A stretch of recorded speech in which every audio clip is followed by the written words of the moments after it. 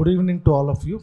Welcome to Amigos IAS Academy, and I also welcome all of you for this Edu Talks, which we are conducting on every Saturday. Okay.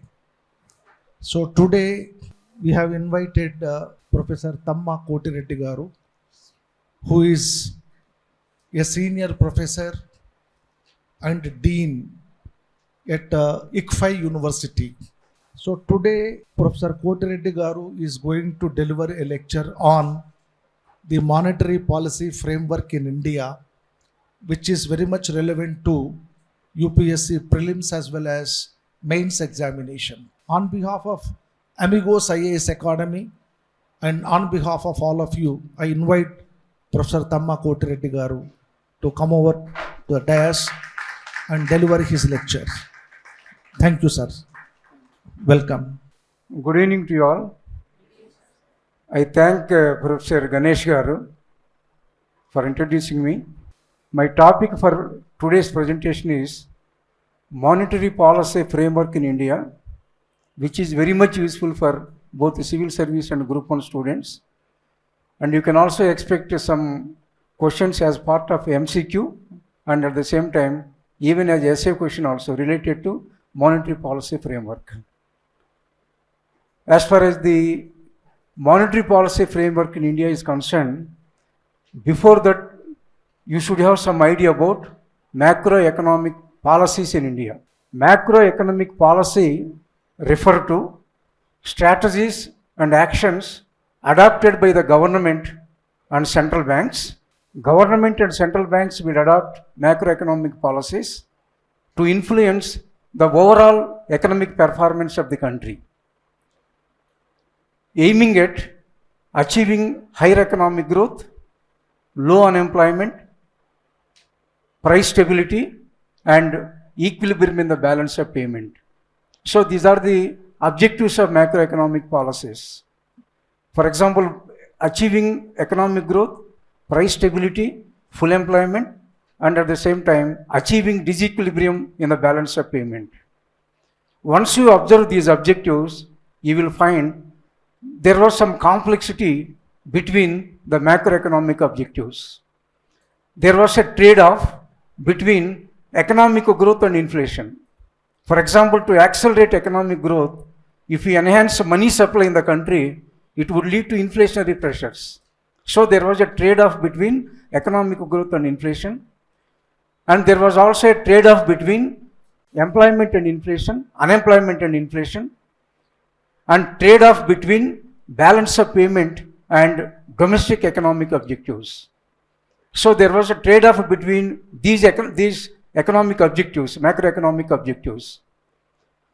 So in view of the conflicts between macroeconomic objectives, it is said the main objective of the macroeconomic policy is achieving economic growth with a reasonable price stability. Because just now I have mentioned the conflicts between the macroeconomic objectives.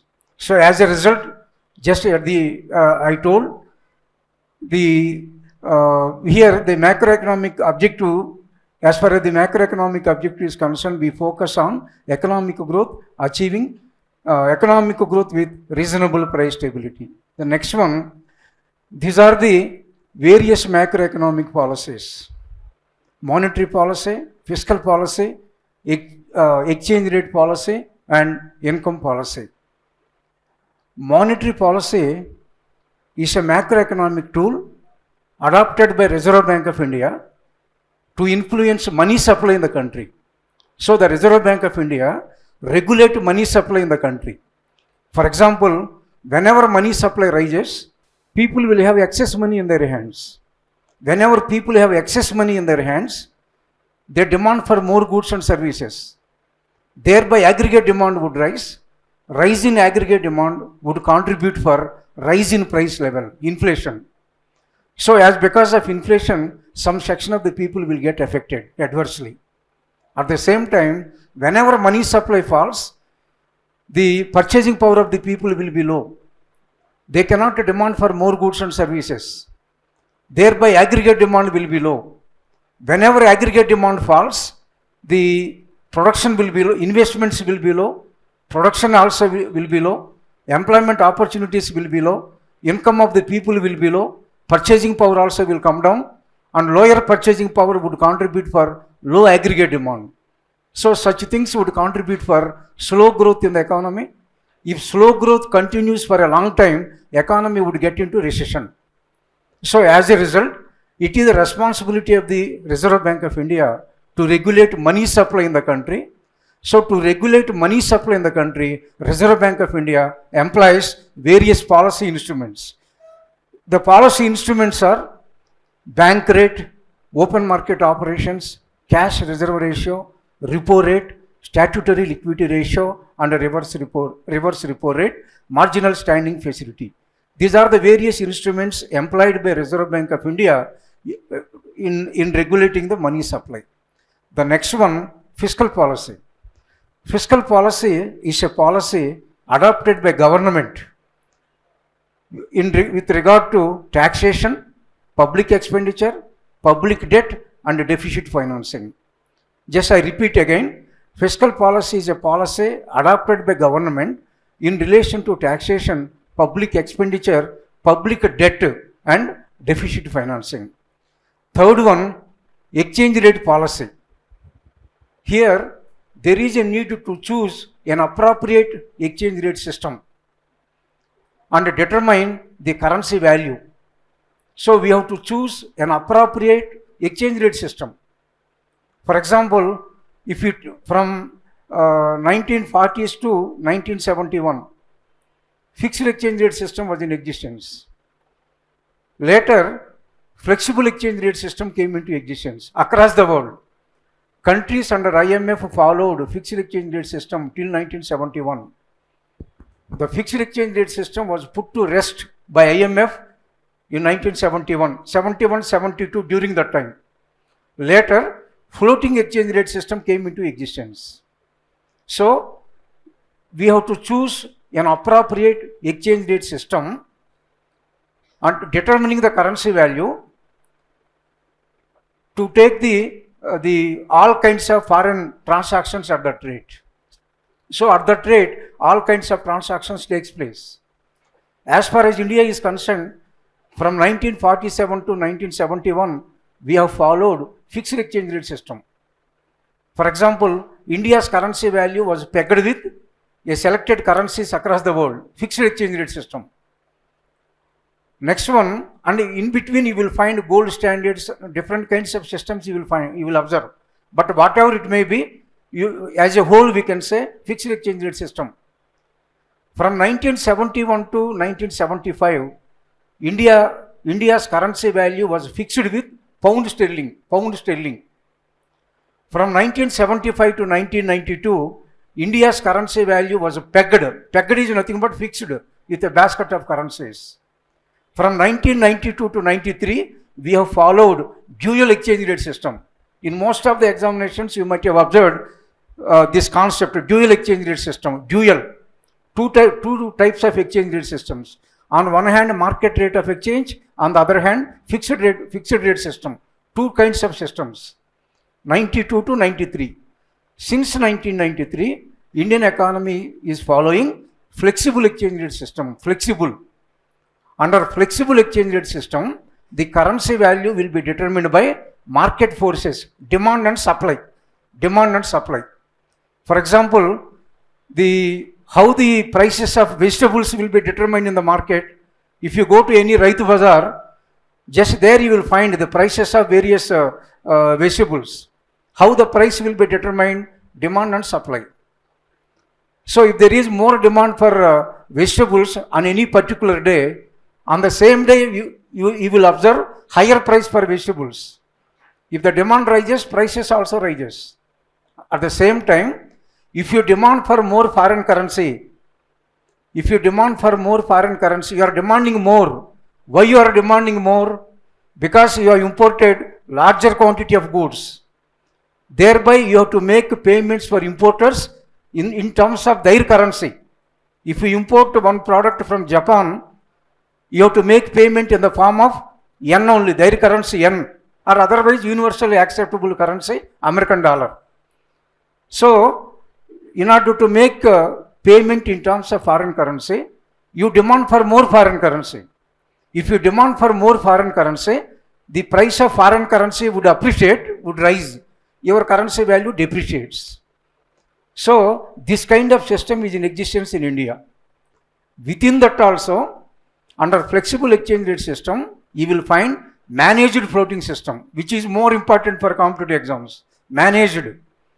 So, managed floating system is nothing but flexible or floating, both are same. Within the flexible exchange rate system, you will find managed floating system. Managed means the Reserve Bank of India will intervene in the forex market to address excessive fluctuations in the currency value. Excessive fluctuation. So the Reserve Bank, not only Reserve Bank of India, in every country you will find their own central bank.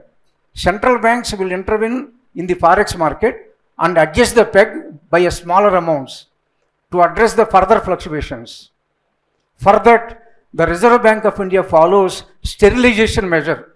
Already it was given in civil service in the prelims exam. Sterilization measure. Because Reserve Bank of India will maintain some amount of foreign currency at its disposal. Whenever is market experiences scarcity, it brings foreign currency to the market. Whenever there was excess of foreign currency available in the market, it will take the foreign currency from the market. So, it will try to avoid further appreciation and further depreciation of the currencies. It will try to avoid further fluctuations in the currency value. This is about exchange rate system. As far as the income policy is concerned, so it is a policy related to wages. So, government control of wages. Controlling of wages has become necessary nowadays. So, controlling of wages has become necessary to avoid excessive demand for products, excessive demand. So, as a result, government is required to formulate a rational income policy. See, for example, if wages are high, you are paying more wages to the workers. Not only to the workers, all classes of people. At higher wages, if the productivity is more, productivity means you know that if a factory worker works on machine and produces 10 units, 8 hours you are working, you are producing 10 units of the particular product. That is productivity. So at a higher wage, if the productivity is more, you can pay more wages to the laborers. But without improvement in productivity is not improving. But you are paying higher wages.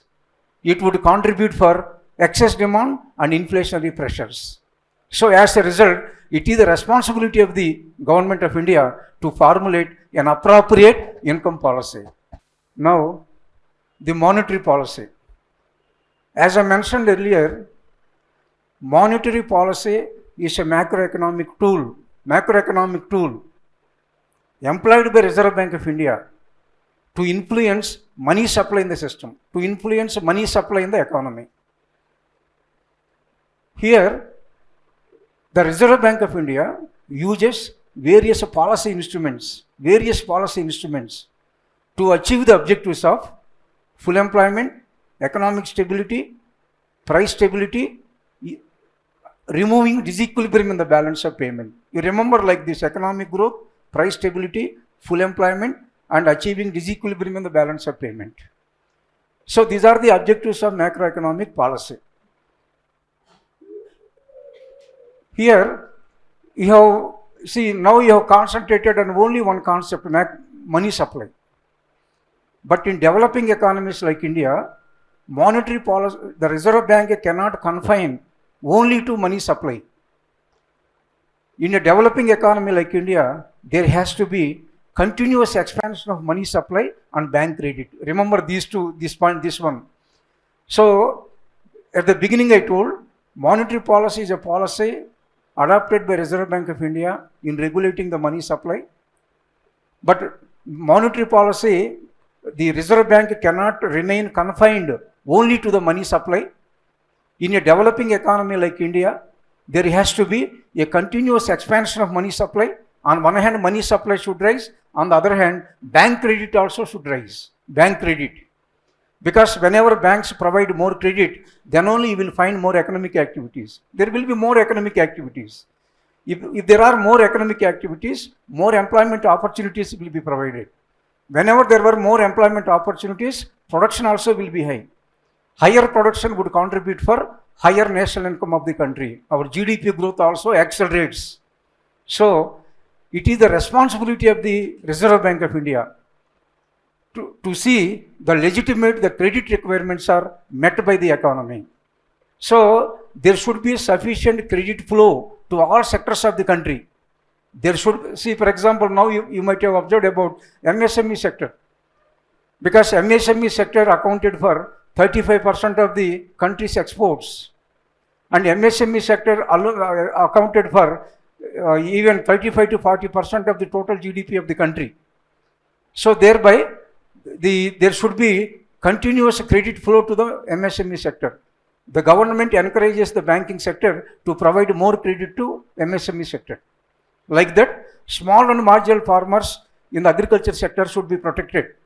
Thereby, there should be adequate credit flow to small and marginal farmers, particularly for agriculture sector, in order to accelerate economic growth of the country. So, it is the responsibility of the Reserve Bank of India to see the credit requirements are met in the system. The Chakravarti Committee. In old papers, you will find about Chakravarti Committee. The Chakravarti Committee has emphasized the importance of monetary policy by highlighting its objectives. These are the objectives of monetary policy according to Chakravarti Committee: price stability, growth, equity, and social justice, promoting new monetary and financial institutions. So there should be equal opportunities to all, and we have to achieve social justice, and we have to promote new financial institutions also, new financial institutions. See, for example, since 1980s, you might have observed number of term lending institutions and a number of, at the same time, refinancing institutions also. In some of the examinations, you might have observed, for example, if you take NABARD is a refinancing institute. The main objective of the NABARD, refinancing. The main objective of the National Housing Bank, refinancing.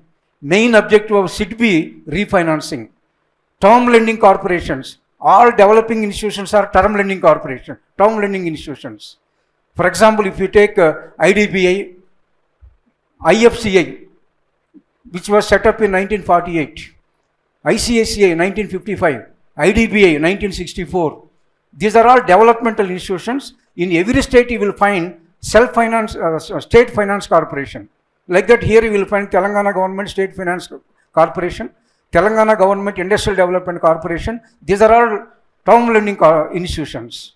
So, like that, we have to promote new monetary and financial institutions. These are the objectives of monetary policy according to Chakravarti Committee.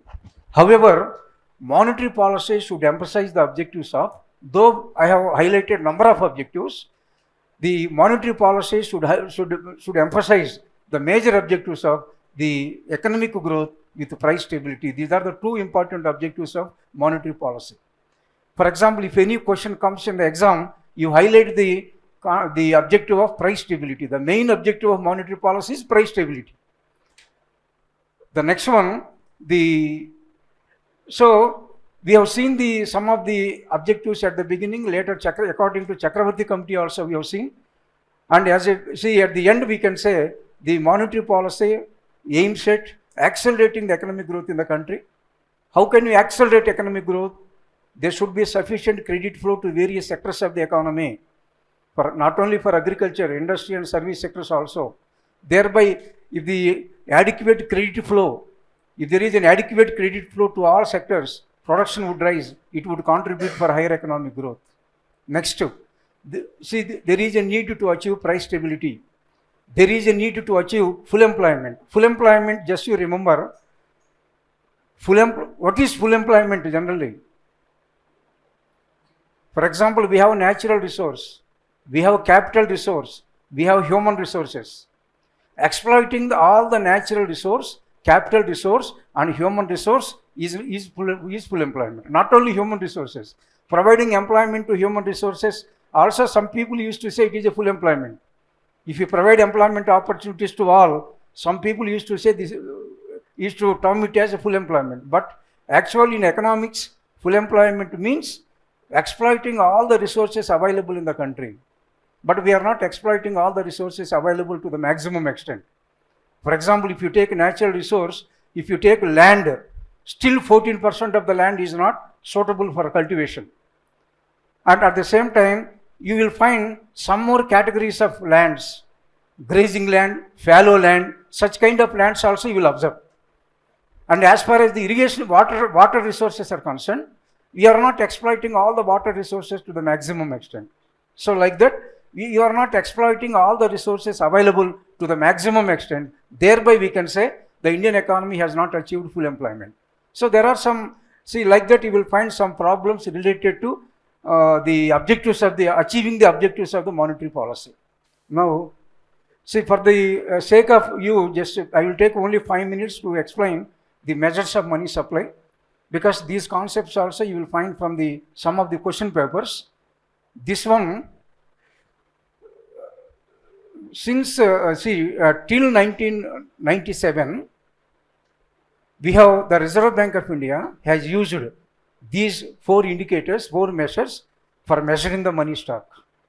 The Reserve Bank of India has employed 4 measures of money stock till 1997. This is reserve money. Reserve money. Reserve money is nothing but currency and coins held by the public. Whatever the currency and coins held by the public, plus bankers deposit with RBI. See, for example, every commercial bank maintains a certain amount of their deposits with the Reserve Bank of India. If State Bank of India attracts 100 crores of deposits, out of 100 crores, State Bank is required to keep a certain percentage of deposits with the Reserve Bank of India, plus other deposits with the Reserve Bank of India.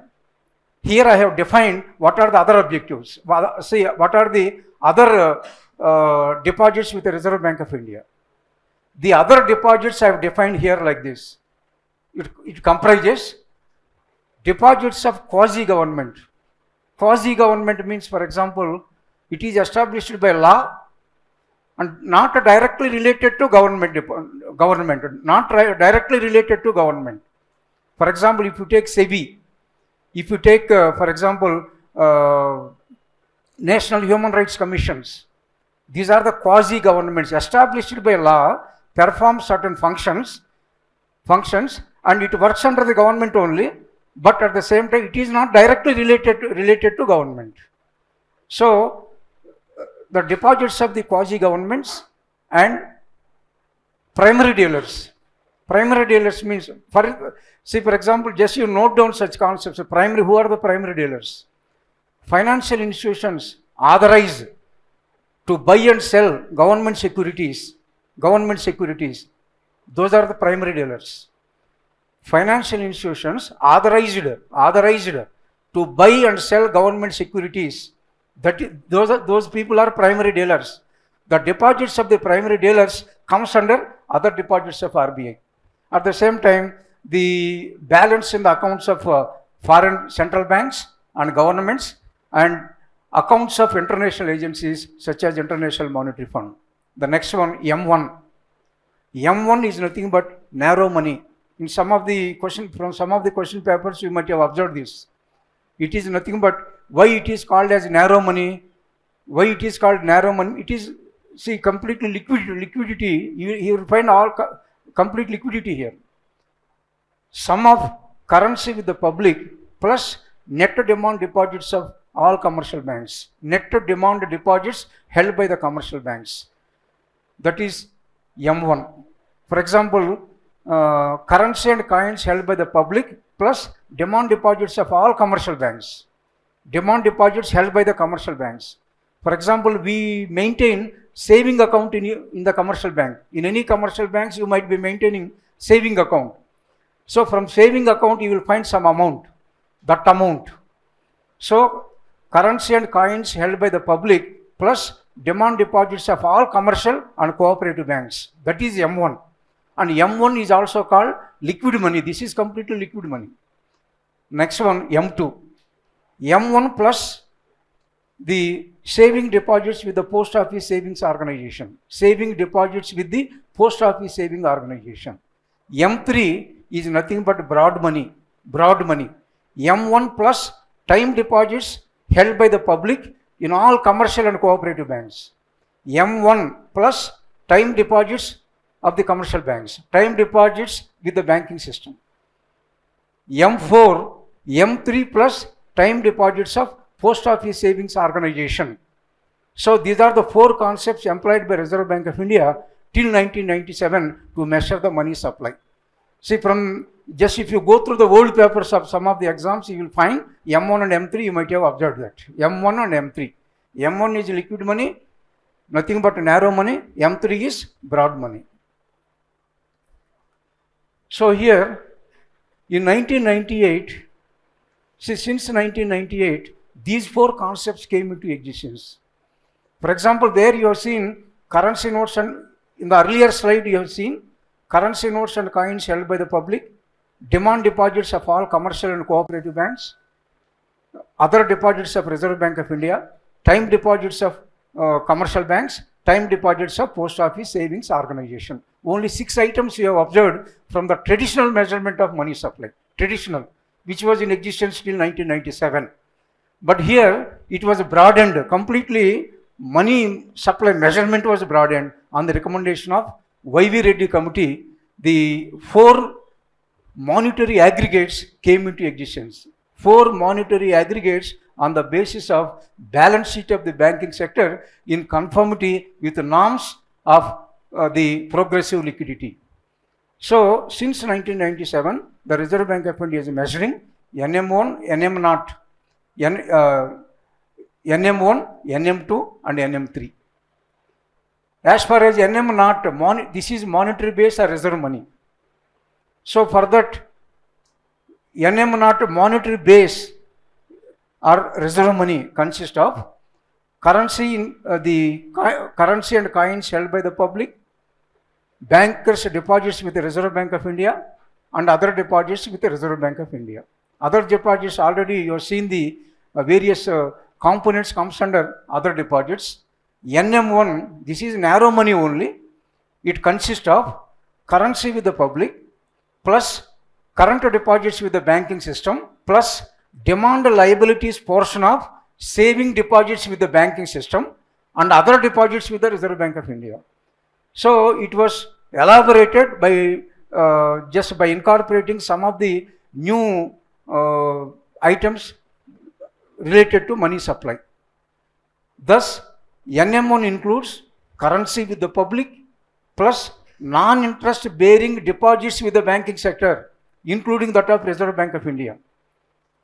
NM2 is the sum of NM1 plus short-term time deposit of the residents, short-term time deposits of the residents. NM3 is the broad money. It is the sum of NM2 plus long-term time deposits of the residents plus call or term funding from the financial institutions. Call funding means their duration would be 1 to 14 days. Term means it will be for more period. So NM3 captures the complete balance sheet of the banking sector. These are the liquidity aggregates. The same working group has recommended some of the liquidity aggregates also. The liquidity aggregates can be seen in the form of L1, L2 and L3. L1 is nothing but NM3. Already you have seen NM3 as a monetary aggregate. NM1, NM2, NM3 are monetary aggregates which came into existence since 1998. So NM3 and all deposits with the post office savings bank. This is L1. L1, liquidity 1, is a sum of NM3. Already you have seen NM3 plus all deposits with the post office savings bank, excluding national savings certificates. L2 is the sum of L1, same, all components of the L1 can be seen here also, plus term deposits with the term lending institutions. Term lending institutions. Term lending institutions are nothing but development financial institutions. Already I have mentioned state financial corporation. Every state will have state financial corporations, state industrial development corporations, and all development financial institutions. Development financial institution. You might have heard about ICICI, IDBI, and IRCA, Industrial Reconstruction Corporation of India, and you might have heard about IIBI. These are the term lending institutions. And refinancing institutions. Refinancing means NABARD, National Housing Bank, National Housing Bank, SIDBI. These are the refinancing institutions. And certificate of deposits by financial institutions comes under L2. L3 is the sum of L2 and public deposits of non-banking financial companies, NBFC. You might see, how many of you are aware of NBFCs? Non-banking financial companies. So here, the money supply under non-banking financial companies also have been taken into account while measuring the liquidity aggregates L3. We will come to that later. These are the instruments of money supply. In most of the papers you might have observed CRR, marginal standing facility, repo rate. In almost all 90% of the papers, if you go through the old question papers, questions will be designed like that. Which one of the following is not a quantitative measure? Quantitative measure. Which one of the following is a qualitative credit control measure? Here you remember, the main objective of the Reserve Bank of India is credit control. Credit control. Reserve Bank of India issue currency notes. The duty may be assigned by government to any other bank, other institution also. The method adopted by Reserve Bank of India in issuing currency notes is minimum reserve system. Minimum reserve system. According to minimum reserve system, Reserve Bank of India should maintain at least 200 crore rupees worth of gold and foreign currency. So if Reserve Bank wants to print a new currency, it should be backed by 200 crore rupees worth of gold and foreign currency. Out of 200 crores, the worth of gold should not be less than 115 crores. This is about minimum reserve system. So, generally, Reserve Bank issues currency notes. Monopoly in issuing currency notes, that is okay. It acts as a banker's bank. It acts as government bank. And it is a custodian of nation reserve. But the main function of Reserve Bank of India is credit control. Credit control. So in order to control credit, the Reserve Bank of India adapts both quantitative and qualitative measures. The quantitative measures are bank rate, open market operations, cash reserve ratio, statutory liquidity ratio, repo rate, reverse repo rate, and marginal standing facility. The first one, bank rate. It is nothing but rate of interest charged by Reserve Bank of India on the loans and advances given to commercial bank. For example, if State Bank of India approaches Reserve Bank of India for a certain kind of assistance, for a loan amount of some amount, then the Reserve Bank will impose a certain rate of interest. So charged by Reserve Bank of India on the loans and advances given to commercial banks. That is bank rate. And in some of the exams I have seen, discounting bills of exchange, also correct. Discounting the bills of exchange. That is also correct, bank rate. The next one, open market operations. Here, the Reserve Bank of India performs open market operations. Buying and selling of securities in the open market. Buying and selling. Reserve Bank buys government securities in the open market, and Reserve Bank sells government securities in the open market, depending upon the situation. So generally in competitive exams, generally they will interpret with related to business cycles. During recession, what kind of open market operations will be performed by Reserve Bank of India? So open market operations is nothing but buying and selling of securities in the open market. Cash reserve ratio. As I mentioned earlier, every commercial bank is required to keep a certain portion of deposits with the Reserve Bank of India. If Indian Overseas Bank attracts 1,000 crores of deposits during 2025-26 financial year, it has to keep the 6% with the Reserve Bank of India. It has to keep 6% with the Reserve Bank of India. Statutory liquidity ratio. Commercial banks have to maintain a certain portion of their deposits, in the form of liquid assets. It was given in 2016 or 17 civils exam.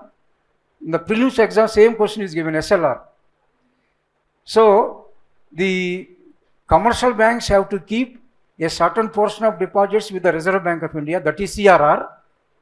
In addition to that, commercial banks are required to maintain a certain portion of their deposits in the form of liquid assets, either in the form of gold or in the form of securities. Liquid asset means you know that anything which can be converted into cash immediately. In that form, the commercial banks have to maintain 18% of their deposits, that is statutory liquidity ratio. And repo rate. It is also Reserve Bank of India charges a certain percentage of interest on the loans and advances given to commercial banks for a short period of time, that is repo rate. Reverse repo rate. So it is at 3.5% at present. For example, if you take a Canara Bank, see the Canara Bank amount, the 50 crores amount was remained with the Reserve Bank of India for 2 or 3 months. Based on the time period, the Reserve Bank of India pays a certain percentage of interest to the commercial bank. So, repo rate is nothing but short-term interest rate charged by Reserve Bank of India on the loans and advances given to commercial banks. Reverse repo rate is nothing but the Reserve Bank of India pays a certain percentage of interest on the deposits held by commercial banks. Marginal standing facility, very important concept. For example, in order to avoid overnight interest rate fluctuations, Reserve Bank of India provides loans to commercial banks at 1% of interest. See, for example, the interest rate would be higher than repo rate. For example, if the repo rate is at 6%, the interest rate related to marginal standing facility will be more than 6%. In simple terms, we can say penal rate of interest also, penal rate of interest. For example, if any commercial bank is in crisis, now they have approached the Reserve Bank of India for a certain kind of assistance in terms of loan, sanctioning of loan. The Reserve Bank sanction a certain amount of loan to the particular commercial banks on higher rate of interest. So, in order to avoid overnight interest rate fluctuations, the Reserve Bank of India charges a certain percentage of interest on the loans and advances given to commercial banks. So, it would be higher than repo rate. The next one, qualitative. See, in some exams also you can observe. In 2012, if you observe the civil service main paper, now you are aware of the concept of monetary policy. Do you think that monetary policy has succeeded in achieving the objectives? That is one question. And the monetary policy works as a stabilization measure only, stabilization. It only tries to stabilize the economy, substantiate the statement. These are the two questions in the in 2012 in economics main exam. Here generally we say, economists used to say, every time you are observing, during American crisis also you have observed, the Reserve Bank of India reduced CRR and repo rate in order to promote liquidity. During COVID-19 period also you have seen, Reserve Bank reduced CRR and repo rate in order to promote liquidity. And in the recent years also now you are observing. For example, repo rate was reduced by 25 basis points and again 10 days before again reduced by 25 basis points. So, every time you are focusing heavily on CRR and repo rate, both, you are neglecting the qualitative credit control measures. Some economists used to say, the Reserve Bank always focuses on the quantitative credit control measures, and it has neglected the qualitative measures. Some people, critics used to point out Reserve Bank of India. At the same time, you might be aware of priority sector lending. Priority sector lending means out of the total loan provided by Canara Bank, 40% should be given to priority sector. 40%. If Canara Bank sanctions 100 crores as a loan amount to different sectors, out of 100 crores, 40 crores should be given to priority sector. Priority. Agriculture, small scale industry, and for artisans. Recently, education and health also became a part of priority sector. Priority. So, in order to protect the priority sector only, national commercial banks were nationalized in 1969. Because before 1969, the loan amount, out of the total credit, agriculture has received only 3% of the credit. Out of the total credit of the banking system, because at that time, the banking system was in the hands of the private sector, So they have neglected priority sector, neglected the complete priority sector. More than 80% of the credit was given for trade and commerce. Agriculture has received only 3% of the credit. So, as a result, in order to promote priority sector, Indira Gandhi government announced nationalization of banks in 1969. So here, margin requirement. Margin requirement means if you show 100 rupees worth of security to any bank, State Bank of India, they will not lend to the full value of security. Your security value is 5 lakhs. 5 lakhs. Commercial bank will not lend to the full value of security. You will not get 5 lakhs. It maintains margin. Out of the total value, 80% may be given in the form of loan. You may get 3 lakhs only as loan. Commercial banks will not provide full value of securities. Will not provide the loan as based on the full value of securities. So, it all depends upon, sometimes margins will be raised, sometimes margins will be lowered, depending upon the situation in the country. If the economy is experiencing slow growth, then what RBI will do? RBI will adopt cheap money policy. Thereby margins will be reduced. You will get more money based on the security that you have shown to the particular bank. Next, consumer credit control. Commercial banks provide loans to the customers for purchasing durable commodities. Any AC machine, refrigerators. In order to purchase durable commodities, commercial banks provide credit to the customers. So, depending upon the situation, the credit will be controlled. And they may charge a higher rate of interest on the loans given to the people for purchasing durable commodities. Sometimes it may be relaxed also. Because in order to promote automobile industry, commercial banks may come forward in terms of providing loan for purchasing automobile products at a low rate of interest. If they provide loan at low rate of interest, there will be more demand for automobile products. So it all depends upon the economic situation prevailing in the country. At the same time, credit rationing. Sometimes, see for example, you might have heard about sometimes gold loans will be stopped. Based on the gold, commercial banks may not provide loans sometimes. So here rationing method will be followed. Rationing for certain amount of securities only, for certain purposes only, commercial banks will provide credit. Certain purposes. Rationing means you know that. So out of the total economic activities, only for certain economic activities, loans will be provided to the public by the commercial banks. Rationing. At the same time, direct action. The Reserve Bank of India may impose penal rate of interest if money borrowed by commercial bank beyond a limit. So you have exceeded your limit.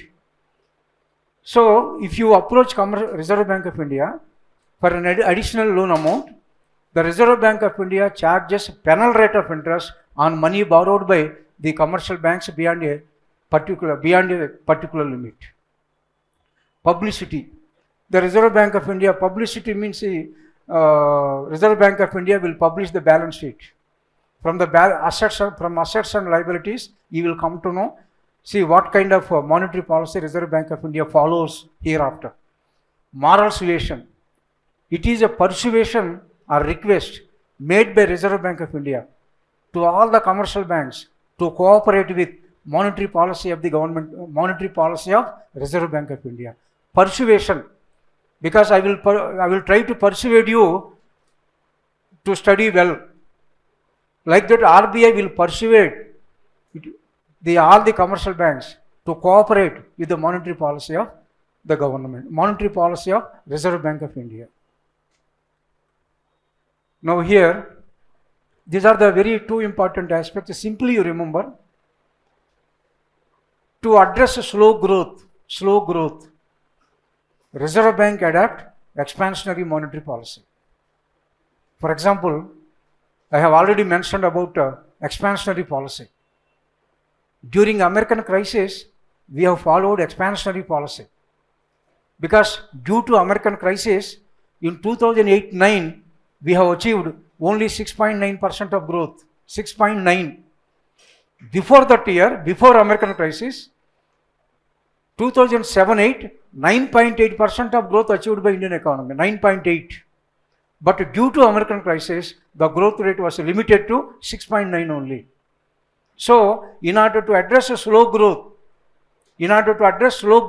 there is a need to promote economic activities. Thereby, Reserve Bank of India adopted cheap monetary policy. So, in one of the examinations, just from the question paper, just I have seen, to address a recession, all of you just remember, if slow growth continues for about 1 year, some economists used to say 2 quarters only, 2 quarters. Quarter means 3 months. Economy will get into recession. Some people used to argue like that. But as far as the India is concerned, just you can say 4 quarters, 1 year. If slow growth continues for a long time, that is for about 1 year, economy will get into recession. If recession continues for a long time, economy would get into depression. Slow growth, recession, depression. In order to avoid slow growth, recession and depression, expansionary monetary policy is to be employed by Reserve Bank of India. Here, the contractionary, to check inflation. Assume that Indian economy is experiencing severe inflationary pressures. Just now I have mentioned, due to American crisis, Indian growth rate was limited to 6.9% in 2008-9.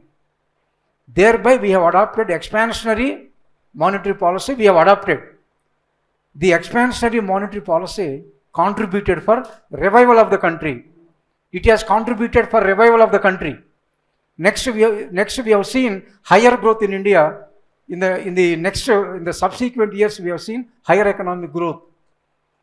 But everywhere you remember, it is also a question in the from essay, general essay, you will find that. Already old paper, civil service. Higher economic growth is always associated with higher inflationary pressure. Justify your answer. Higher economic growth is always associated with higher inflationary pressure. Because from the beginning I told that one of the objectives of the monetary policy is accelerating economic growth, I told. But if you take steps to accelerate economic growth, it would lead to inflationary pressures. Same thing happened. In 2010-11, we have achieved higher economic growth. At the same time, the inflationary pressures prevailed in India. So from 2011-12 to in 2010-11, there were more inflationary pressures. Because you have adopted expansionary policy before that. The expansionary policy contributed for rise in money supply. And you have provided 3 crores of fiscal stimulus.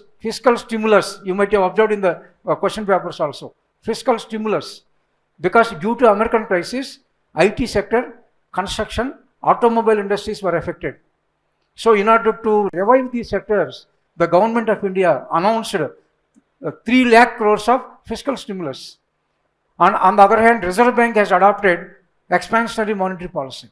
All these factors contributed for rising inflationary pressure. So, higher economic growth is always associated with higher inflationary pressures. So to address inflationary pressure, Reserve Bank adopt contractionary monetary policy. Contractionary. What RBI will do as part of contractionary policy, Reserve Bank of India will raise the bank rate. Because the Reserve Bank of India takes steps to reduce money supply. It raises the bank rate. It sells securities in the open market. Because people should not have excess money in their hands. I have to reduce money supply in the system. Reserve Bank raises CRR. Reserve Bank raises SLR. Reserve Bank raises repo rate. That is the contractionary monetary policy. So Reserve Bank takes all possible steps to reduce money supply during inflationary period. Reserve Bank takes all possible steps to enhance money supply during recession or slow growth. Otherwise, during depression periods also. Now, everything I have given, again I need not explain this actually. Now, the very important topic, only that entire lecture is divided into 3 parts. Only one part only I have completed. But actually second one and third one is also most important. Inflation targeting. Here, inflation targeting is a monetary framework where the central bank explicitly set a publicly announced inflation rate. Reserve Bank announced the inflation will be maintained at 4% during this year, like that. It will announce a publicly announced inflation rate to steer the economy towards the goal. Your goal is achieving price stability. Main objective of the monetary policy is price stability. So, Reserve Bank announced the inflation rate. Here, the inflation targeting aims at keeping the inflation rate within a specific range, ensuring price stability, at the same time promoting confidence among the economic system. So there is a need to promote economic confidence and there is a need to maintain price stability. That is why inflation is to be maintained within a specific range. And now the inflationary targeting is a forward-looking policy approach. As far as the forward-looking approach is concerned, here we say the policymakers, generally policymakers, they expect what the inflation rate will be in the near future. For example, if you ask me what would be the Indian currency value, today Indian currency value against American dollar is 83 rupees, assume like that. If you ask me what would be the India's currency value against American dollar by December 2025, for that I will employ different techniques: judgmental forecasting, technical forecasting, fundamental forecasting. Based on these methods, I will forecast the India's currency value by December 2025. In the same manner, inflation rate also can be forecasted. So the policymakers, it is a forward-looking approach. The policymakers takes some important decisions based on expected inflation. For example, if you are able to forecast India's currency value by December, based on that you will take some important decisions. You will come up with different agreements with the foreign companies located abroad. For that you need forecasting of inflation forecasting, and at the same time exchange rate forecasting also. So thereby we say it is a forward-looking approach. Now just you concentrate here, the very important one. There was one committee, Urjit Patel Committee. Urjit Patel Committee chose CPI, Consumer Price Index, as the inflation metric rather than wholesale price index. For example, in India for a longer period of time, to measure inflation, wholesale price index was in existence. We have used wholesale price index. Now we are employing consumer price index. So Urjit Patel Committee chose consumer price index as an inflation metric instead of wholesale price index. Urjit Patel Committee recommended Reserve Bank of India to adapt CPI combined, consumer price index combined. You remember, consumer price index will be calculated separately for both rural area and urban area. You will also find consumer price index combined. So he has advised Reserve Bank of India, use consumer price index combined as a measure of nominal anchor for policy communications. So the nominal anchor or inflation target was defined as headline inflation, headline. In some of the examinations you might have observed, headline inflation and core inflation. Headline inflation takes into account all goods and services, complete goods and services. Food and energy, you will find volatility in food and energy, fluctuation in food price, fluctuations in energy price. Headline inflation takes into account volatile commodities also, but core inflation will not take into account volatile prices. So the nominal anchor or inflation target is defined in terms of headline inflation, because the headline inflation reflects the cost of living, and based on that you can also assess the inflation expectations. So it helps the policymakers to expect inflation in the coming days.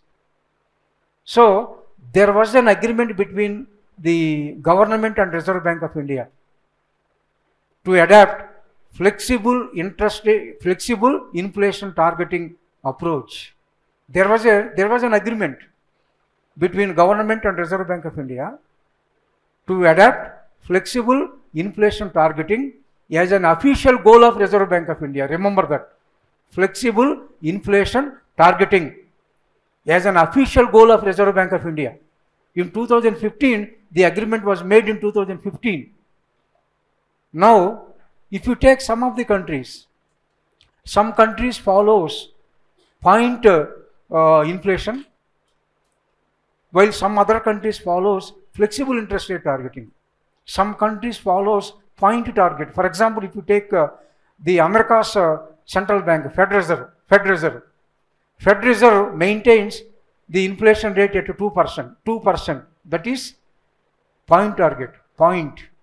But in India, Urjit Patel Committee has set the inflation target at 4% within a band of plus or minus 2%. In and around it. This is not a point inflation method. This is not point target. This is flexible inflation targeting. But some countries adopted point target, while other countries have adopted the flexible inflation target. As far as this inflation targeting is concerned, it was in practice in some of the economies: New Zealand, Australia, Canada, Finland, Israel, Spain, Sweden and UK. In these countries, inflation targeting was in practice. It was in practice. At the same time, for example, I told at the beginning, the Reserve Bank of India determines the policy rate required to set the target for inflation. Reserve Bank of India set the policy rate. Policy rate will be set. Why the policy rate was set? For example, you have seen recently Reserve Bank of India reduced repo rate by 25 basis points. It has decided the policy rate. It is required to attain that inflation target, to achieve that inflation target. So, if Reserve Bank expects that there would be more inflationary pressure in the coming days, it will raise the policy rates. If Reserve Bank expects that there would be low inflation, that there would be deflation. So now compared to the earlier period, now prices are coming down in India. So as a result, Reserve Bank reduced the repo rate. So if the Reserve Bank expects that there would be higher inflation in the coming days, it raises the policy rates. If Reserve Bank expects that there would be deflationary tendencies, deflation, then it would reduce the policy rates. So Reserve Bank sets the policy rates required to meet the inflation target, required to attain the inflation target. Now here further, you might have heard about Monetary Policy Committee. Section 45ZB of the RBI Amendment Act. RBI Amendment Act 1934 provides for an empowered six-member committee to be constituted by central government. The central government constituted Monetary Policy Committee in September 2016. So the Monetary Policy Committee meets at least 4 times in a year. 4 times in a year. The Monetary Policy Committee determine the policy rates. It determines the policy rates required to meet the inflation target. And here you will find Monetary Policy Department in Reserve Bank of India. Monetary Policy Department. The Monetary Policy Department of Reserve Bank of India assist Monetary Policy Committee to formulate the monetary policy. To formulate monetary policy, Monetary Policy Department assist the Monetary Policy Committee in formulating the monetary policy. There was one more department, Financial Market Department, Financial Market Operations Department, Financial Market Operations Department. There was one department. It was also given in some of the exams. Financial Market Operations Department. What is the duty of this department? Actually, this department operationalized the monetary policy through day-to-day liquidity management operations. See, for example, every month you will find the amount of currency and coins held by the public, data. You will find the data. Reserve Bank of India publishes the data. Net demand deposits held by the commercial banks, you will find the data. So the day-to-day liquidity management operations will be performed by Financial Market Operations Department of Reserve Bank of India. And now, as I mentioned earlier, the Fed Reserve fixes the interest rate. It maintains inflation target at 2%. For us, I told 4% within a band of plus or minus 2% in and around it. But Fed Reserve fixes the inflation rate at 2% using, because I told earlier, for example, here nominal anchor for inflation targeting in India is CPI combined. Continuation to that, you remember, headline inflation. CPI combined. But America, US Fed Reserve employs Personal Consumption Expenditure Price Index. That is the inflation metric for America. But most of the central bank employs CPI, Consumer Price Index only, as inflation metrics. Here I have mentioned, for example, New Zealand uses a CPI. Bank of Canada, CPI only, Consumer Price Index. Bank of England aims to maintain 2% inflation rate. It also employs CPI and it also uses interest rate also. Israel maintains 1 to 3% of inflation, 1 to 3%, they range. They also employ CPI with fixed interest rate. For us, I told, CPI combined, it takes into account headline inflation, like that I told. So these are the various metrics employed by various central banks while fixing the inflation rate. Now here I have given, see, for those who are appearing for main exams like that, generally questions will be given like this: effectiveness. The effectiveness of the inflation targeting. For example, for that you have to take some studies like this. Whether a monetary policy committee has succeeded in addressing the inflationary fluctuations or not. Whether India was able to maintain, was able to achieve the targeted inflation in the country or not. For example, 2016-19. So during this period, India formally adopted inflation targeting framework. Already I told that. India formally adopted inflation targeting framework. So the monetary policy committee, the role of the monetary policy committee is to adjust the policy rates based on inflation trends. But what they did here, in April 2015, the repo rate was at 6.50, but it was reduced to 5.15% by October 2019. 2016 to 2019. In 2016, repo rate was kept at high. By 2019 October, repo rate was lowered. It was lowered to support economic growth, to support the economic growth. So to support economic growth, NPC reduced the repo rate. So as a result, this period demonstrated that a well-structured monetary policy committee can effectively anchor inflation expectations and ensure macroeconomic stability. So here from this we can say the monetary policy committee has succeeded in determining the policy rates to meet the requirement of inflation target. So this one during 2020 COVID-19, here the response all of you are aware, already I told that. During this period, Reserve Bank of India adopted expansionary monetary policy, because there was slow growth. You might have observed in 2020-21, we have the economy registered negative growth. So expansionary monetary policy was mandatory at the time. So the Reserve Bank adopted expansionary monetary policy. It has reduced CRR and repo rate to promote liquidity in the system, because during COVID period, all of you might observe, the unemployment was at high, more unemployment.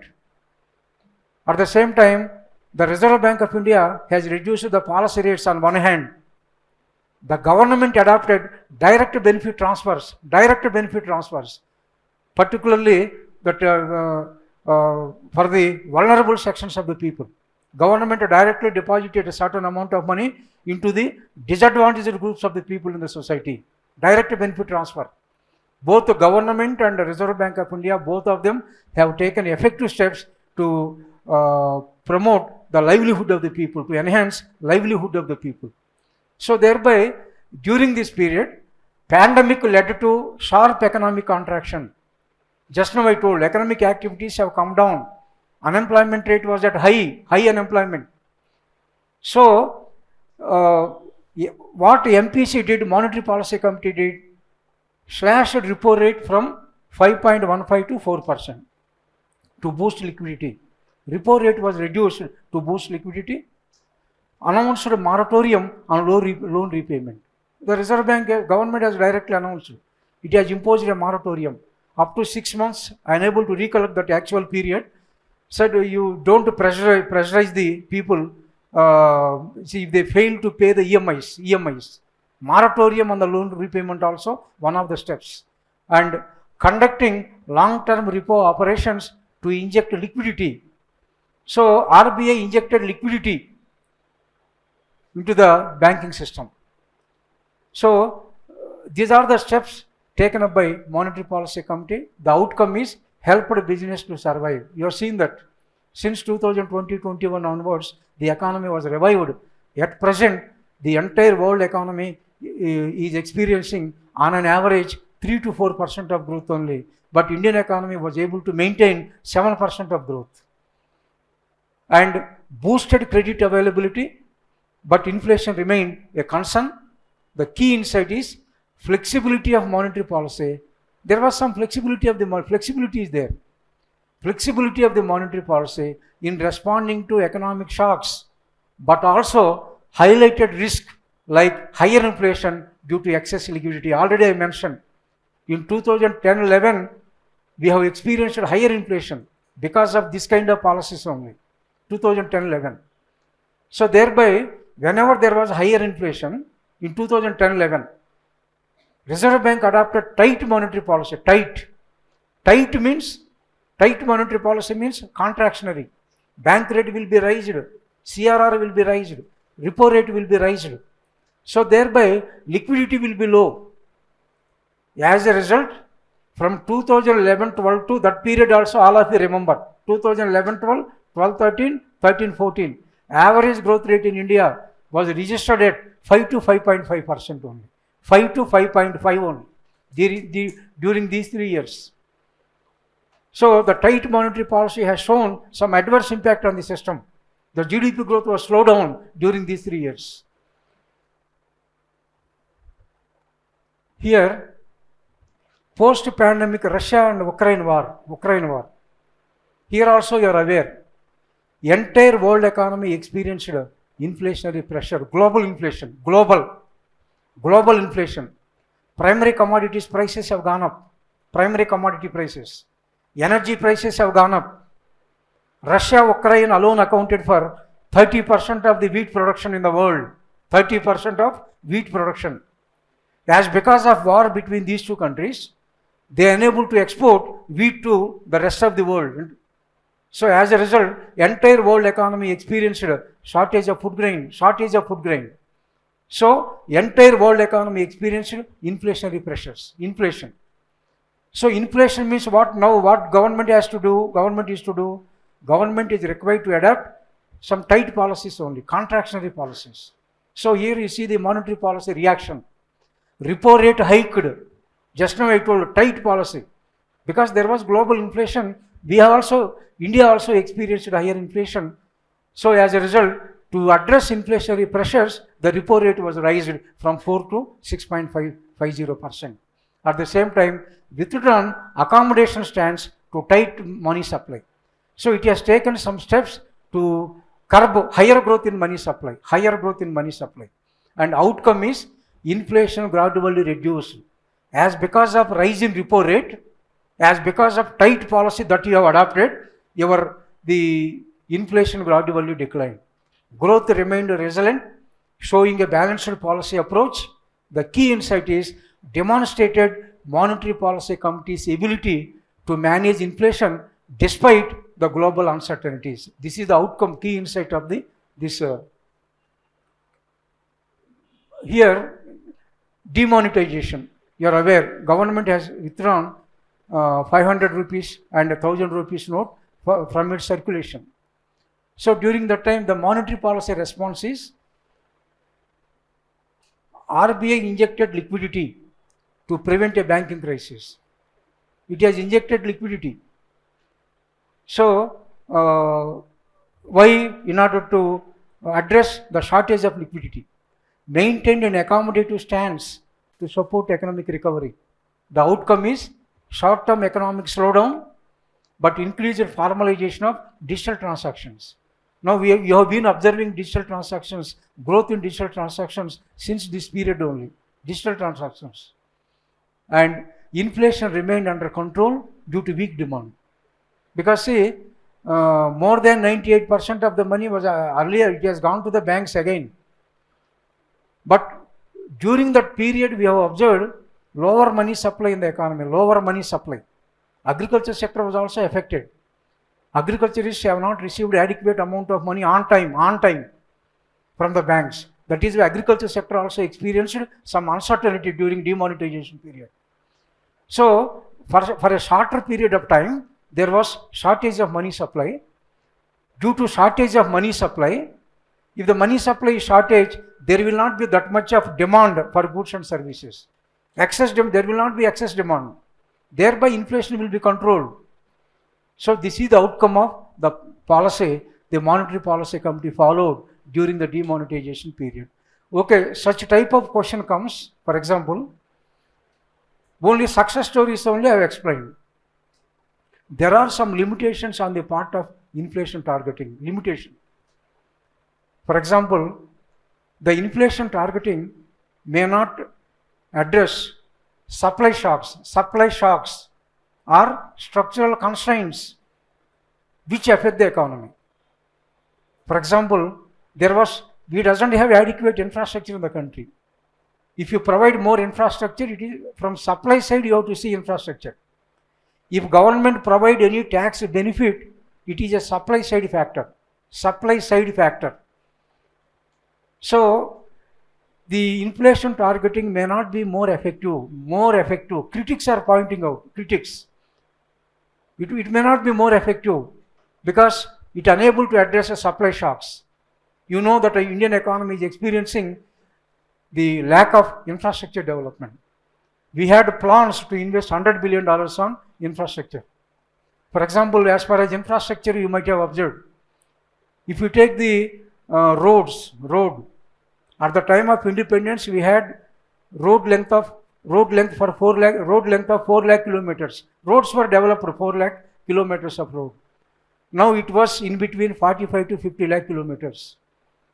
As far as the Indian railways, if you observe railway route length, at that time only it was nearly 53,000 crores, 53,000 kilometers, because the British has focused more on railway sector development. Now it has reached to 69,000 kilometers. If you take energy, at the time of independence, India had the power generation capacity, installed power capacity was 5 billion kilowatts, 5 billion kilowatts. Now it has reached to 350 gigawatts. You may find some variation in the data, 360, 370 like that. Nearer to that, I told 350 gigawatts. Our power installed capacity raised to that extent. Though infrastructure raised in this manner, still it is not adequate to promote higher economic growth in the country. So some critics are saying like that. Supply shocks are there. For example, now American President Trump raised tariff on Indian products. Thereby what would happen? It is supply side only. You have to observe it is supply. It is a supply shock. Supply shock. So like the tax, infrastructure, creation of infrastructure, such things have to be treated as supply shocks in the economy. And structural constraint is also there, structural constraint. So as a result, the inflation targeting may not be effective. One more important thing you remember, already I told, CPI combined is the inflation metric for India, I told. For flexible inflation targeting, you are taking CPI combined, I told. For that, to construct CPI combined, you are taking base year as 2011-12. That is the base year. Later it was revised by taking into account 2015 as the base year. Though it was revised by taking 2015 as the base year, still there are some commodities which are not necessary. Such commodities are also involved or included in that basket. Because I told CPI combined has a comprehensive coverage across the regions and all goods and services. CPI combined has a comprehensive coverage across regions and all goods and services. So, like that, some critics are pointing out. And some critics says, okay, you told about a tight monetary policy. To check inflation, tight monetary policy, the policy that you are suggesting. But Reserve Bank of India experiences a difficulty at the time of the tight monetary policy that it has adopted. Because I told that 2010-11 tight monetary policy adopted, tight. So because of tight monetary policy, the Reserve Bank itself is experiencing some difficulty. People that critics are pointing out. In order to achieve balance between economic growth and price stability. Because I told that though there are 5 or 6 objectives that you have seen, I told you monetary policy should emphasize the achieving the objectives of price stability and economic growth. Reserve Bank unable to achieve balance between economic growth and price stability during the tight monetary policy time. At the same time, if you the interest rate fluctuates in this manner, if the interest rate fluctuates in this manner, the most disadvantaged group people also will get affected. Like that, people are commenting like that. You are changing interest rates like this. That's because of change in interest rates. The some disadvantaged groups, vulnerable section of the people are getting affected. And some critics also, not only critics, even you can say exchange rate volatility. You have been observing depreciation of Indian currency against American dollar. On one hand, you have targeted inflation, okay, that is okay. But on the other hand, you have been experiencing exchange rate stability. Exchange rate is not stable. Exchange rate instability you are observing. Our currency value is fluctuating. Every day you are finding some fluctuations in Indian currency value. So the inflation targeting has not been contributed for volatility in the currency value. So at the same time, as because of volatility in your currency value, your foreign exchange transactions are getting affected. Foreign exchange transactions are getting affected. Some people say, for example, portfolio investments, portfolio. During American crisis period, on a single day, $11 billion of investment was withdrawn by the foreign investors. Foreign portfolio investment. The situation of foreign portfolio investment has not changed till now, though you have targeted inflation. You have targeted inflation, but sometimes, see, for example, if any news comes to the market, for example, if any news, for example, I am saying that, see, for example, if you assume that there was a news in the market that the government at center will collapse in the next 2 or 3 months, then it will have an impact on the stock market. Thereby, foreign institutional investors withdrew money from the stock market. So it is happening, every time it is happening, you are observing. On one hand, inflation target success, I have explained. It was succeeded in achieving the targeted inflation, in achieving the inflation target, I told. But still, foreign portfolio investment situation has not been changed. Still, there is a variation in the capital flows. Sometimes capital flows into the country will be high, sometimes it will be very low. Foreign portfolio investment situation has not been changed. And as because of tight policy, Reserve Bank unable to achieve balance between economic growth and price stability. These are the various loopholes as far as the inflation target, this inflation targeting implementation in India is concerned. Targeting mechanism in India is concerned. The next one, monetary policy transmission, third part. Here, just I will simplify. Actually, this question can be expected in the, there will be some questions in the general essay. Most of the questions given in the general essay will be related to economics. So, generally this topic would help you. Monetary policy transmission. Here, monetary policy transmission is the process which a central bank follows with a change in policy instruments. Already we have seen policy instruments are getting changed according to the situation prevailed in the country. Impact the end objectives of stable inflation and sustained economic growth. So, as because of change in policy rates, the end objective, your end objective is achieving price stability and economic growth. These objectives are getting affected. That is why I told that critics point out tight monetary policy will be very much difficult for Reserve Bank of India to achieve the balance between economic growth and price stability. So, the end objectives are getting affected as because of change in the policy instruments. That is the monetary policy transmission. Here, the monetary policy transmission explains the channels through which Reserve Bank of India affect inflation, income, output and employment. Just income, output and employment, 3 factors you remember. So, monetary policy transmission explains the channels through which Reserve Bank of India affect. See, because of the usage of these policy instruments, income, output and employment will get affected. Next, this monetary policy transmission also helps the policy makers in order to expect the future inflation rates also.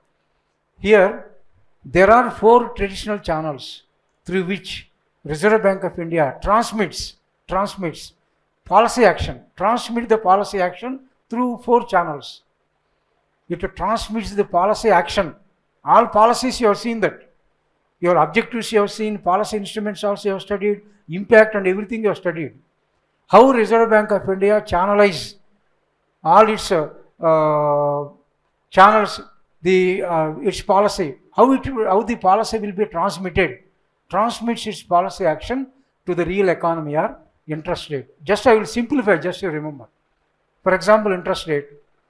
Interest rate affect consumption and investment. Is it right or not?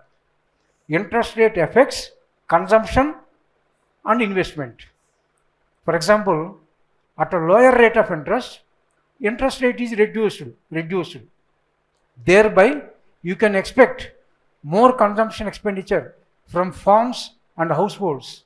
As an household, I will purchase more commodities at lower rate of interest. I will borrow money from the bank, thereby I will purchase more commodities. So, at a lower rate of interest, the expenditure of the farms and households will rise. At the same time, opportunity cost of savings will decrease. This is one channel, one effect also I told that. If you lower the rate of interest, if the rate of interest is low, the expenditure of the farms and households will be high. Why expenditure of the farms and households will be high? As the cost of borrowing is low. Cost of borrowing. You are borrowing at a lower cost. Thereby you are spending more. Whenever you spend more, opportunity cost of savings will be less, it will decrease. Next, credit channel, credit. Here, the credit channel, it affects firm's balance sheet and its credit worthiness also. Both sides, as part of credit, if the credit creation is more, or otherwise if the credit creation gets affected, both the sides we have to observe here, but simply I told that the credit channel affects the firm's balance sheet and its credit worthiness. Asset price channel. For example, we have been adopting monetary policy since 1950-51. Monetary policy was in force since 1950-51. As because of change in monetary policy, the impact would be on the asset prices, Am I right or not? Asset prices will get changed. Will be the asset worth will be changed. You will find variation in the asset price as because of change in monetary policy. But in medium term, you will find a wealth effect also. Wealth effect means, so change in monetary policy will have an impact on the asset prices. But in the medium term, the wealth effect, there will be some wealth effect also. Because of that wealth effect, your consumption and investments also will get affected. Consumption and investments will get affected. Actually, because of that wealth effect, your consumption will be more. Whenever your consumption expenditure is more, generally aggregate demand will be high. Whenever the aggregate demand is rising, investors will invest more in the economy. Investors will invest more. There will be more investments. The next one, exchange rate channel. Exchange rate channel operates through inflation rate differential, interest rate differential. These two concepts you remember. Exchange rate channel.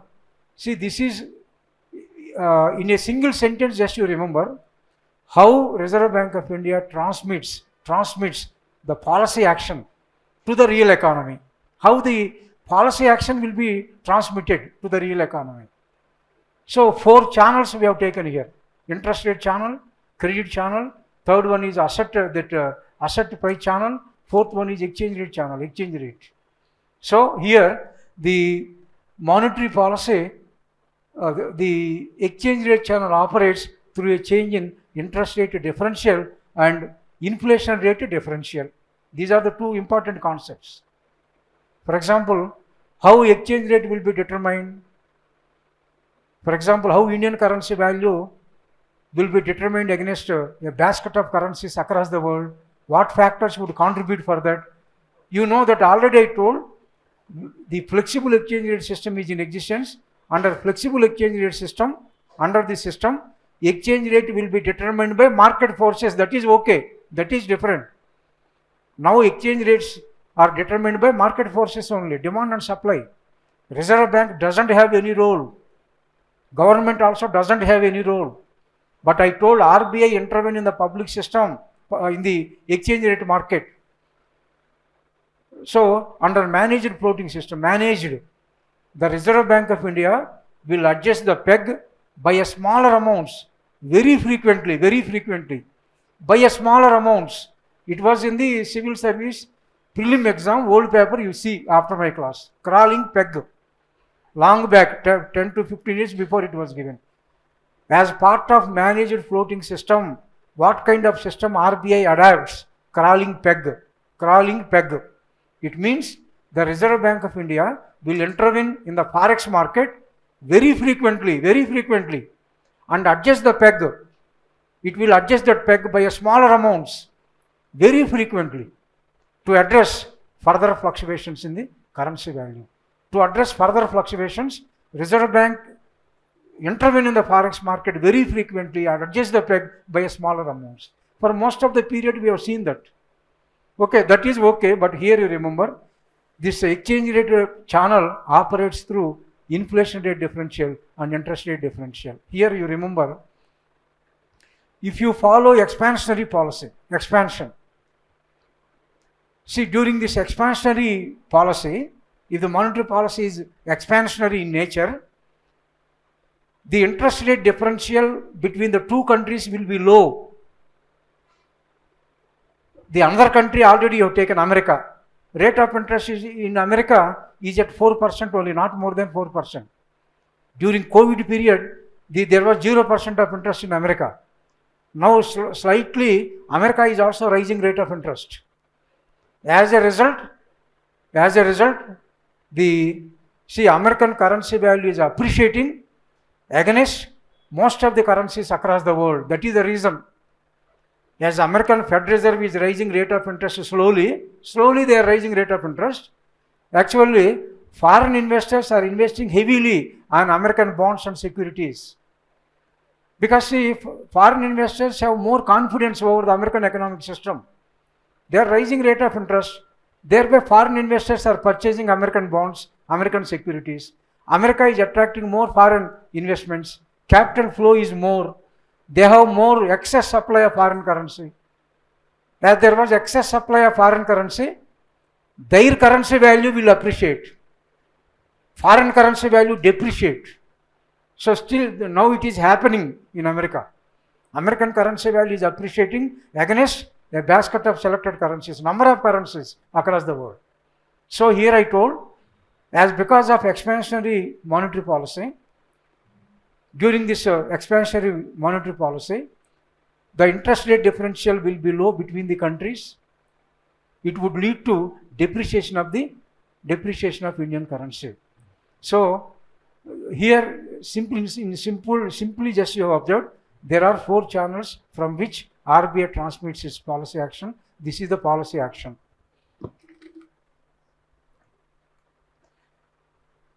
Now we say, but actually though it is the third part, this is very important topic actually. Transmission, monetary policy transmission. Question will be designed like this. Do you think that monetary policy transmission is weak in India? So justify this statement. We have to say monetary policy transmission is weak. We say like that. Because of these reasons. These are the reasons. So the transmission is weak, it means RBI changes the rate of interest. Now RBI reduced repo rate. reduced. What commercial banks have to do? Commercial banks also have to reduce rate of interest on various advances given for various purposes, but banks will not react immediately. So that is one of the reasons for which we say monetary policy transmission is weak. Though Reserve Bank of India reduced the rate of interest, recently repo rate is reduced by 25 basis points, the other commercial banks will not respond quickly. So in India, monetary policy transmission has traditionally been weak for several reasons also, and dominance of public sector banks. Now public sector banks are playing a major role in India. But in the era of globalization, we have allowed private sector banks also. But as far as the financial inclusion is concerned, public sector banks, as part of financial inclusion, public sector banks have set up their branches even in the remote areas, remote areas also. Thereby, the number of accounts with the public sector banks have been raised compared to the private banks. And at the same time, already I mentioned about direct benefit transfer during COVID-19 period. So for that, government uses only public sector banks only for direct benefit transfer schemes. So the public sector banks control a huge part of the banking system. These tend to less aggressive in changing their lending and deposit rates, partly due to the government ownership and other priorities beyond the profit. The next one, high non-performing assets, But you remember, but directly at present we cannot take this high non-performing assets as far as public sector banks are concerned. Non-performing asset means loans that could not be recovered. So in 2018, the NPAs of the public sector banks stood at 14%.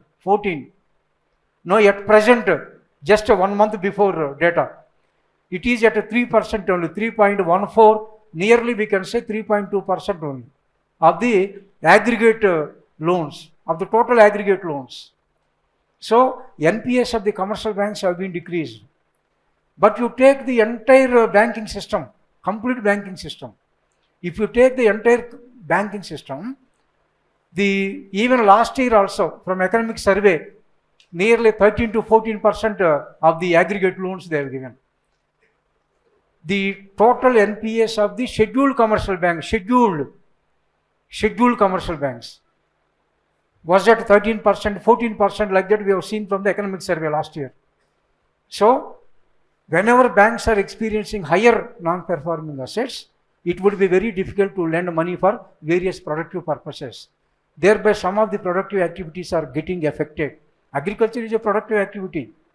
At the same time, industrial activity is a productive activity.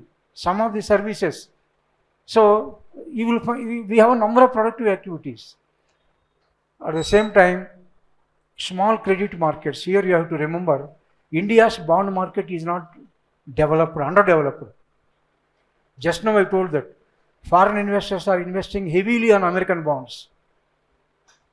As Fed Reserve is raising rate of interest slowly, they are investing heavily because investors have more confidence over the American economic system. But as far as India is concerned, our bond market is not well developed.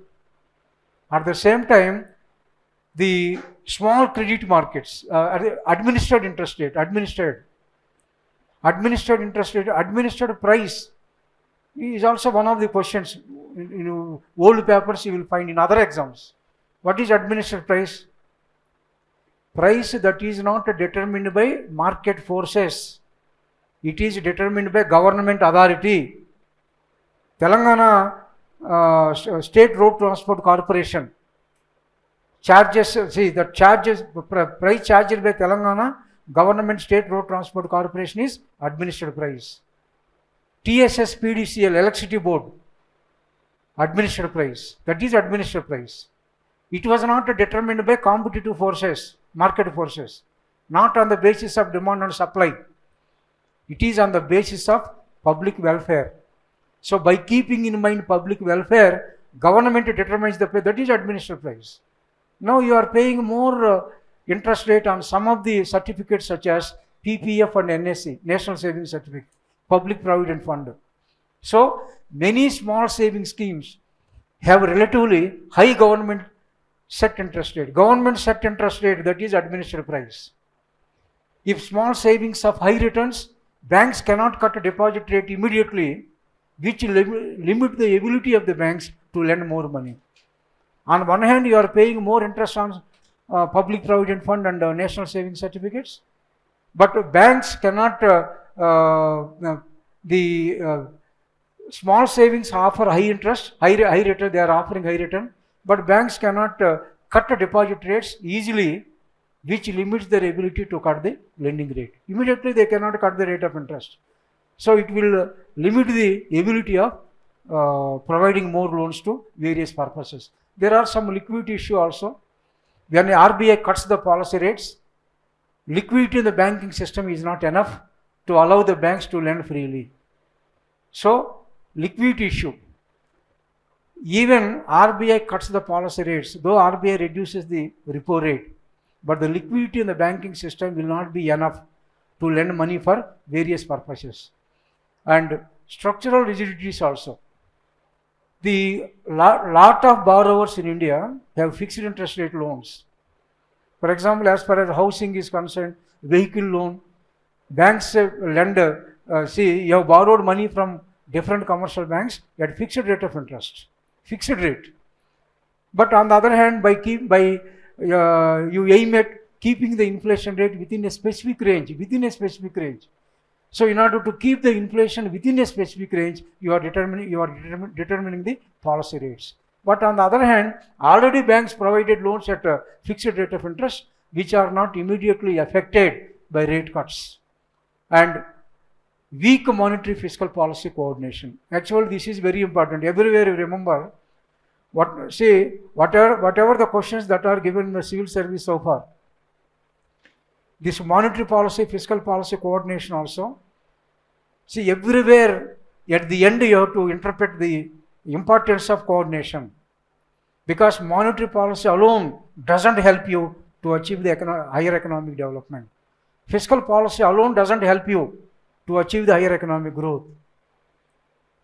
There should be a coordination between monetary policy and fiscal policy. For example, if you take government debt. See, recently, from recent economic survey, you might have seen it was in between 55 to 60% for central government alone. In between, you will find the data. Debt of the central government, 55 to 60% of GDP, you will find the data. But government has to achieve debt sustainability. Achieving debt sustainability is a part of fiscal policy.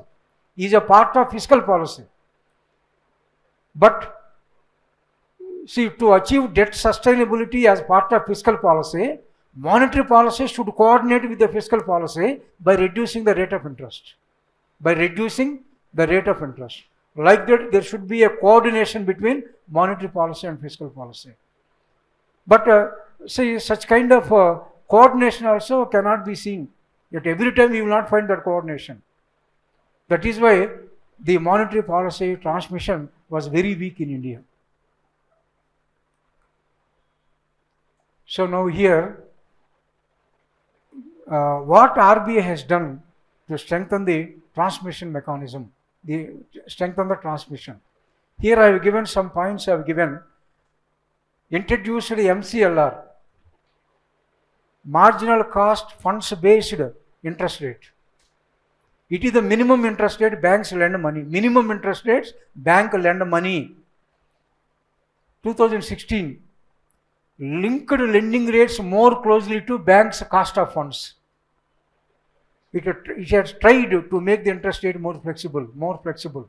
In simple terms, we can say at the minimum rate of interest at which banks will lend money. Next, move to external benchmark rates. So it is also one of the steps taken up by RBI. Mandatory linkage of loans, that is housing, personal, MSME sector, to external benchmark. That benchmark was fixed at a repo rate, at that repo rate. Now repo rate is at 6%, so at 6% of interest, the banks are required to lend to certain sectors of the economy, which were identified. And Operation Twist 2019-20, RBI bought long-term bonds and short-term bonds. RBI has purchased long-term bonds and short-term bonds to influence the yield curve and support the better monetary transmission. Because if RBI purchases more bonds, long-term bonds and short-term bonds, thereby there will be more liquidity available in the economy. So credit creation also takes place. Who creates credit? Who creates credit? Commercial banks create credit. Who control credit? RBI. Liquidity injection. Long-term repo operations to flood banks with cheap money. So RBI inject money into the system. In the recent COVID period also we have seen. On one day RBI has announced 19,000 crores of amount will be injected into the banking system. And SDF and MSF carried our tightening interest rates. SDF means statutory deposit facility. So here RBI absorbs excess money from the banking sector, excess money available with the banking system. Marginal standing facility, you are aware of that. Overnight, in order to address overnight interest fluctuation, the RBI charges a penal rate of interest on money given to the money borrowed by the commercial banks. So RBI narrowed the gap between SDF and marginal standing facility. And communication strategy. RBI starts clear signaling so that markets and banks anticipate and respond faster. That is okay. Next, banking sector cleanup, pushing for quality asset review, mergers of public sector union. Recently you have seen some of the public sector banks have been merged with each other, merging. That also we are recommending. Banking experts recommend just you merge weak banks with a strong bank. Thereby the performance of the banking sector will improve.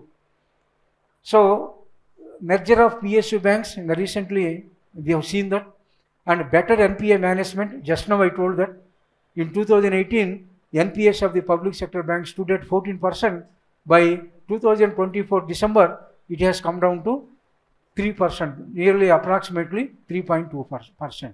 So these are the steps taken up by Government of India in order to address the weakness in the transmission. This one already we have seen, that inflation targeting. Limitations already I explained. See, further rate cut.